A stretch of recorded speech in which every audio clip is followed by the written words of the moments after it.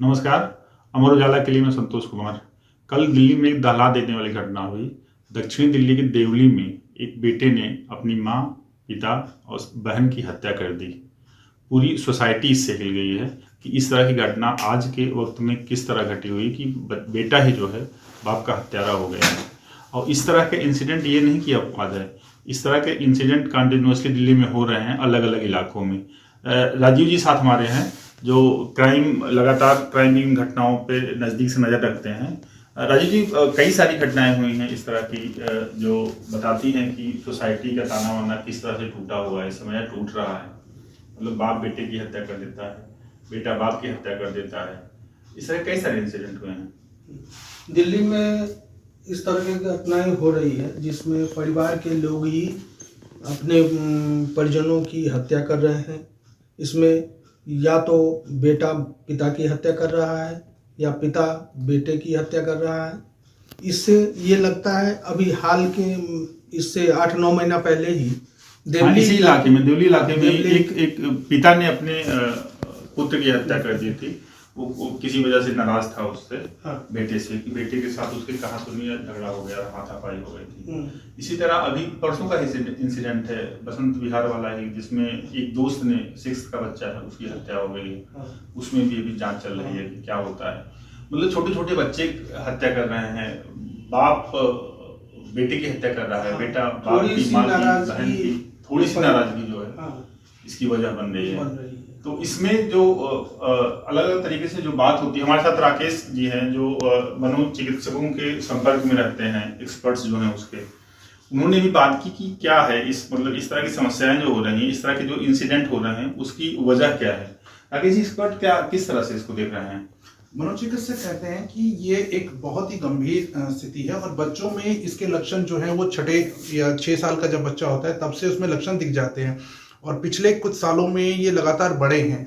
जैसे या तो एकल परिवार हो और भी ऐसे कई कारण हैं जिसके कारण ऐसी समस्याएं बढ़ी हैं। विशेषज्ञ ये बताते हैं कि जो ये बच्चे हैं इनमें ऐसे लक्षण जो हैं वो दिखते हैं, तो अगर वो समय पर उनकी पहचान करके इलाज कर लें और मनोचिकित्सक से दिखा लें तो भविष्य में ऐसी होने वाली घटनाओं को रोक सकते हैं। लेकिन इसमें कई बार ये लगता है ना कि मल्टी डायमेंशन इफेक्ट है सोसाइटी पे। जो इंस्टीट्यूशंस थे हमारे अपने, वो अलग अलग तरीके से काम करते थे सोसाइटी को बांधने में। उसमें एक लीगल जो इंस्टीट्यूशन था वो भी था, और आपसी रिश्ते थे, रिलीजन था, और मॉरलिटी की जो अपना कॉन्सेप्ट था, जो मूल्य थी, जो इस तरह की जो संस्थाएं काम कर रही थी, एग्जिस्ट कर रही थी, वो इस समय कमजोर हुई हैं, वो इस समय टूट रही हैं। क्योंकि परिवार जो है ना वो न्यूक्लियर हो गया है, जिसमें माँ, बाप और बच्चा है, एक दो बच्चे हैं, 3 बच्चे हैं। वो सामाजिक तो सोशली जो है ना, सोशली वो फैमिली पूरी तरह से अनकट है दूसरों से। जैसे इसमें है ना कि हम दिल्ली में हैं, दिल्ली में हमारे आसपास हजारों लोग हैं, हजारों लोगों के आसपास से गुजरते हैं। मतलब हम भीड़ में तो हैं लेकिन अनजान, भीड़ में हैं बाहर से, लेकिन इंटरनली एकदम एलोन है।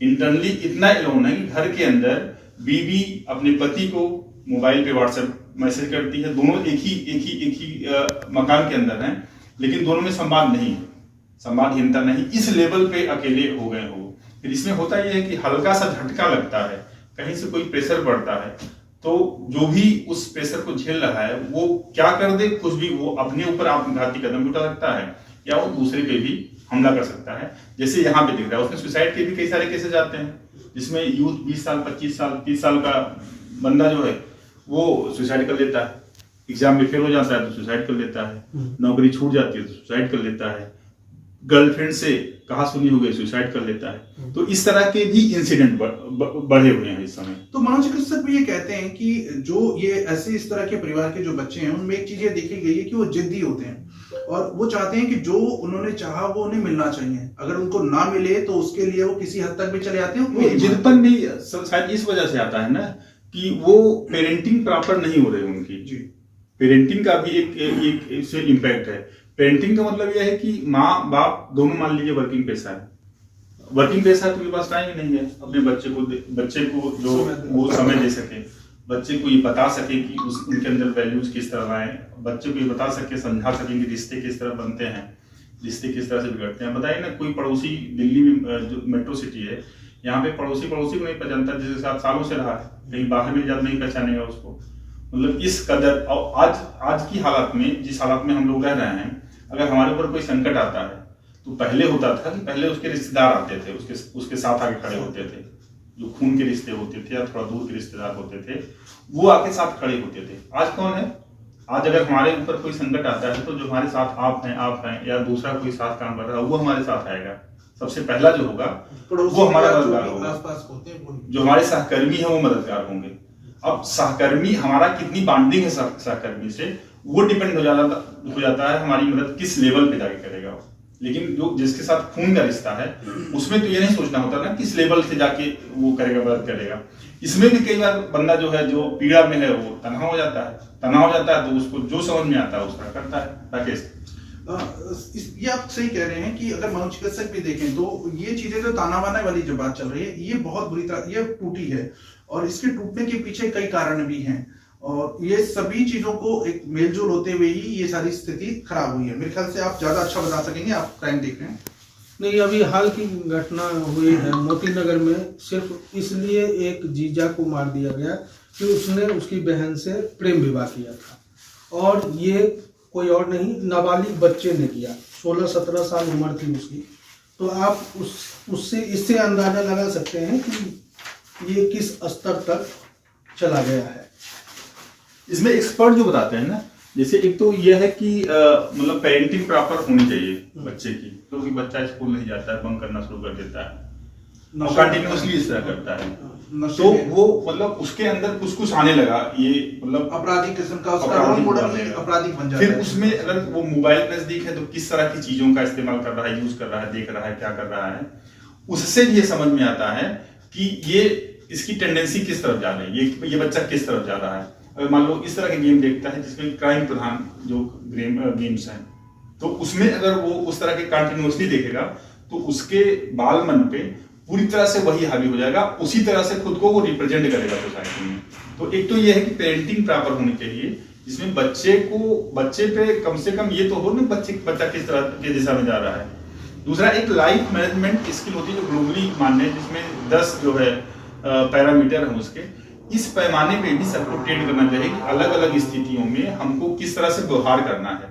कुछ आप कह रहे थे कि एक्सपर्ट और कुछ बता रहे थे कि किस तरह से हम सुधार सकते हैं। इसमें एक्सपर्ट्स ने कई सुझाव। ऐसा है कि जो ये घटना हुई है, जो बच्चे परिवार में अपने आप को वैल्यूड नहीं समझते हैं, मतलब परिवार का जो हमारा फैमिली बॉन्डिंग है वो बहुत इंपॉर्टेंट होता है, और ऐसे बच्चे जो अपना जॉब चूज़ करते हैं, जैसे बॉक्सिंग या इस तरह का जॉब चूज करते हैं, थोड़ा सा एग्रेशन तो रहता है उनमें।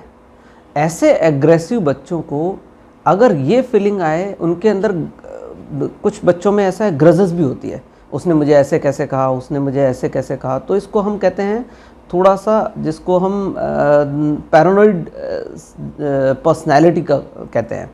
उस पैरानॉइड पर्सनैलिटी के लोगों को ग्रजेस बहुत होती है और हमेशा अपने राइट्स की बात करते हैं, और कुछ भी गलती हो तो अपनी खुद की एक्सेप्ट नहीं करके वो ब्लेम करते हैं। तो घर वालों ने उनको, उस बच्चे को ज़रूर कभी कहते भाई तुम ये नहीं करते हो, तुम वो नहीं करते हो, ऐसे कहा होगा।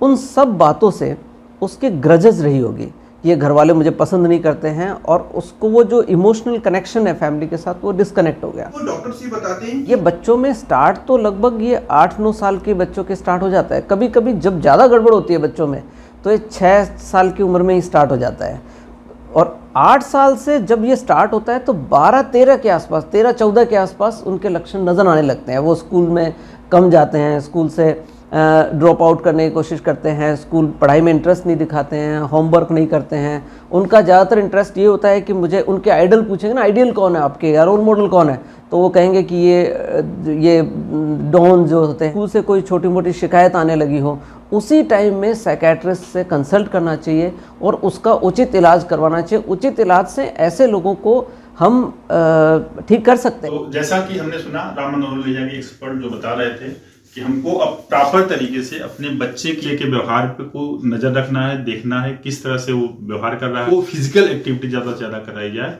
कुछ इस तरह के तरीके हैं, और तरीके बहुत सारे हैं। अगर आप बच्चे से इंगेज होंगे तो आपको खुद ही समझ में आएगा कि किस तरह से हम इसको प्रॉपर तरीके से बच्चे के साथ ट्रीट कर सकते हैं, बच्चा सही दिशा में जा सकता है। आज के लिए बस इतना ही। वीडियो जर्नलिस्ट प्रशांत पांडे के साथ अमर उजाला के लिए मैं संतोष कुमार। अगर आप ये वीडियो YouTube पर देख रहे हैं तो हमारे चैनल को सब्सक्राइब करें और बेल आइकन को दबाना ना भूलें। अगर आप Facebook पर ये वीडियो देख रहे हैं तो हमारे पेज को लाइक करें।